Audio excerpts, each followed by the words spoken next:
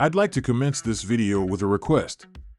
For those interested in receiving more premium betting tips and predictions, especially if my guidance has contributed to your success in winning bets and generating revenue, I kindly seek your support in revitalizing this channel.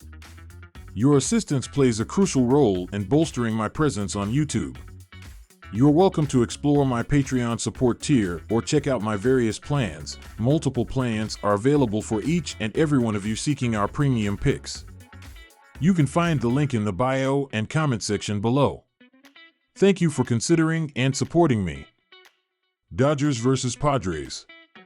My team pick is Dodgers to win. They have been producing at a great level throughout the lineup, but designated hitter Shohei Ohtani, 1.093 OPS, 11 hours, has been doing extremely well in the first year of his massive $700 million contract.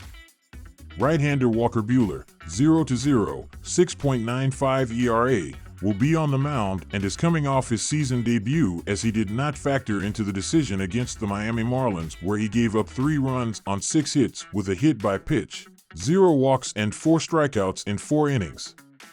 These offenses have been showing a huge split right now as the Dodgers are second in baseball with a .775 team OPS on the road, while the Padres are 21st in the big leagues with a .690 team OPS during their games at Petco Park this season. Walker Buehler has shown the ability to pitch well and got some rust off in his first start of the season, while Yu Darvish has been hit a little more frequently at home than on the road thus far. Even the bullpens have shown a bit of a divide as Los Angeles is currently 7th in the majors with a 3.27 reliever ERA, while San Diego is 16th in the sport with a 4.02 bullpen ERA thus far. The Dodgers just have way too much talent to be held in check in this game, so go with the Los Angeles Dodgers to pull off the victory in this game. My total pick is over 8.5 runs. The San Diego Padres have been doing decently well this season as the team is second in the NL West with a 21-20 record and have been doing pretty well compared to where their preseason expectations were. The Padres are 9th in MLB with a .721 team OPS while averaging 4.76 runs per game thus far. Left fielder Jurickson Profar, .923 OPS, 27 RBIs, has been hitting well and continues to produce to keep the lineup going as it has some great offensive threats.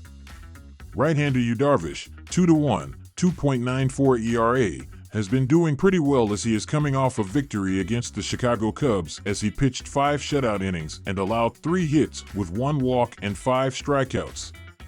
Not including Saturday's game, the Dodgers and the Padres have faced off 6 times against one another and have scored a combined 67 total runs. That would equate to 11.17 runs per game, which is significantly more than what the total currently is listed at.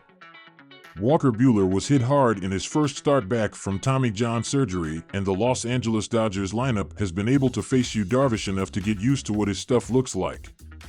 Each of these teams have played 8 games during the month of May, and they are swinging the bats incredibly well as the Dodgers are averaging 5.75 runs per game in that span, while the Padres are scoring 5.38 runs per game. With the familiarity between these two divisional rivals and the amount of depth these lineups have, they are definitely some of the most difficult to pitch to. All in all, go with over 8.5 runs as these teams should be able to score well enough to have runs cross on a consistent basis. Athletics vs. Mariners. My team pick is Mariners minus 1.5 runs. It has been an interesting year for the A's thus far. They came out of the gates woefully bad and look to be heading toward a record-setting losing season. Since then, the team has rebounded and pushed close to .500 before losing 4 out of their last 5 games, including the opener of this series. On Saturday, 22-year-old starter Joey Estes went 5 innings and allowed just 2 hits and 1 run to pick up his first major league win in his 3rd start. DH Brent Rooker knocked in the go-ahead run with a single in the 3rd to give the A's the lead for good. The Seattle Mariners haven't exactly found their groove yet this season, but have benefited from a weak AL West division and find themselves battling the Rangers for the AL West lead. This even though the Mariners came into this series losers of 3 of 4 games. The Mariners took care of business in the opener with a resounding 8-1 win over the Athletics. In the middle game of the series on Saturday, the Mariners were down by the A's as their bats were held in check by 5 different A's pitchers. The Mariners wasted a strong performance by starter Bryce Miller, who allowed just 2 runs on 5 hits while striking out 9 in 6 innings. The Mariners will hand the ball to righty Luis Castillo in the series finale versus the Athletics. Castillo hasn't been quite as sharp as in the past thus far, with a record of just 3-5. Castillo's ERA is 3.54 and he has a WHIP of 1.14.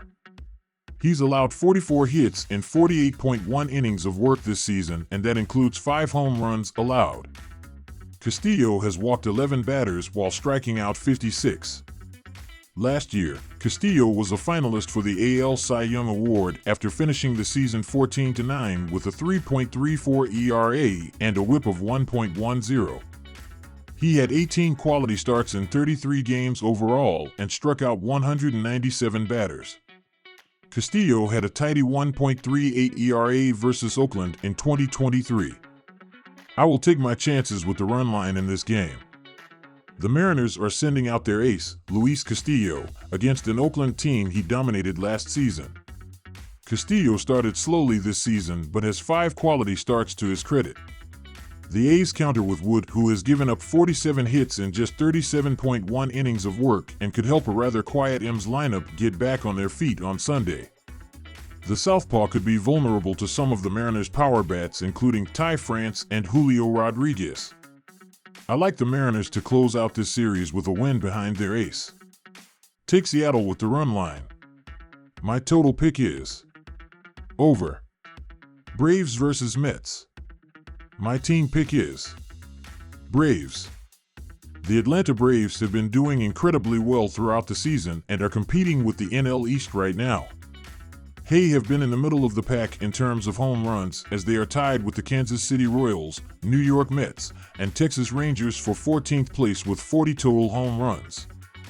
Designated hitter Marcell Ozuna has been in the conversation for the NL MVP, as he has a 1.032 OPS with 12 home runs, 38 RBI, and 24 runs scored. If Atlanta can continue hitting incredibly well, they will be in a spot we have gotten used to for the last few years. Young righty Bryce Elder will be on the mound for the Atlanta Braves, and he's struggling as in 3 starts. He is 1-1 with a 5.28 ERA and a 1.76 WHIP in 15.1 innings. He is not able to get outs consistently, as he has a .322 batting average against thus far. Elder picked up a loss in his most recent start against the Los Angeles Dodgers, where he pitched 3.1 innings and allowed 7 runs on 7 hits with 4 walks and 4 strikeouts.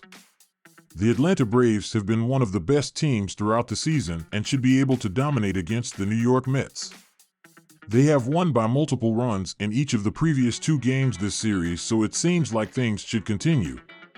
Bryce Elder is coming off brutal start, so his numbers are inflated, but faced the Mets twice last season and did well, as he was 2-0 and did enough to pick up wins and limit the amount of hits.